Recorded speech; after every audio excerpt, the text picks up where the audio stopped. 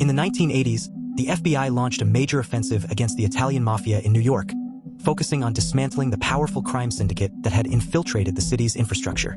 The Mafia's extensive control over major unions such as the local Teamsters, paving, and garments, all the while engaging in illegal activities such as the distribution of drugs, gambling, prostitution, and not to mention murder, had posed a significant threat to law and order in New York.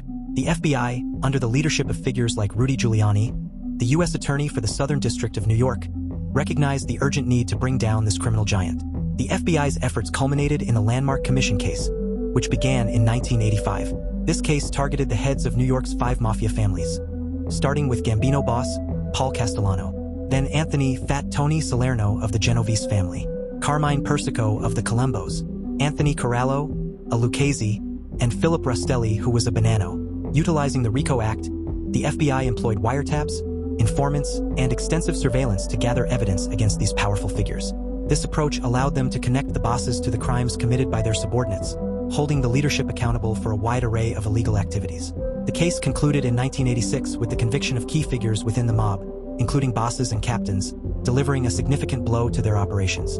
Paul Castellano was not convicted on this case, as he was gunned down in 1985 outside Sparks Steakhouse, a hit orchestrated by John Gotti, a captain in the Gambino family. John's intentions were to usurp control of the family.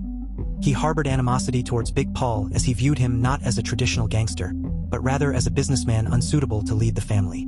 The commission case marked a turning point in the FBI's war against the Mafia, significantly weakening their grip on New York. The successful prosecutions and subsequent decline in Mafia influence restored a sense of order and justice to the city's streets. The New York mob weren't completely decimated, however. They rose once again, regaining its structure with a new age of modern Mafia. But make no mistake, they aren't even a shadow of their former selves.